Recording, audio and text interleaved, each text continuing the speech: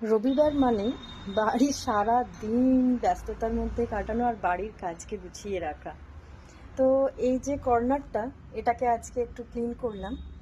এই যেগুলো বটলের মধ্যে মানি প্ল্যান্টগুলো ছিল, এগুলো খুব নোংরা হয়ে যায়। তো এই জলগুলোকে পরিষ্কার করে এই জায়গাটাকে ক্লিন করলাম।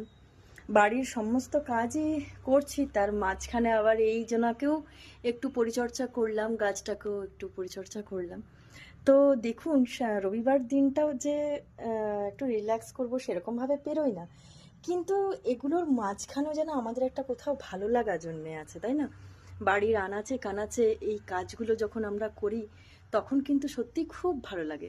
ওই দেখুন, ওই যেটা লাকি ব্যাম্বু ট্রি, তারপর আপনার সব এই যে স্নেক ট্রি, এগুলো সব রোদে দিয়েছি, একটু রোদ খাওয়াচ্ছি। তো এই কাজগুলো যেন খুঁজে খুঁজে বেরিয়ে পড়ে সানডেতে, তাই না? রাস্তাতে হকার এসছিল, বুঝেছেন? তো ঠাকুরের বালতিটা নষ্ট হয়ে গেছিল, এই একটা বালতি নিলাম।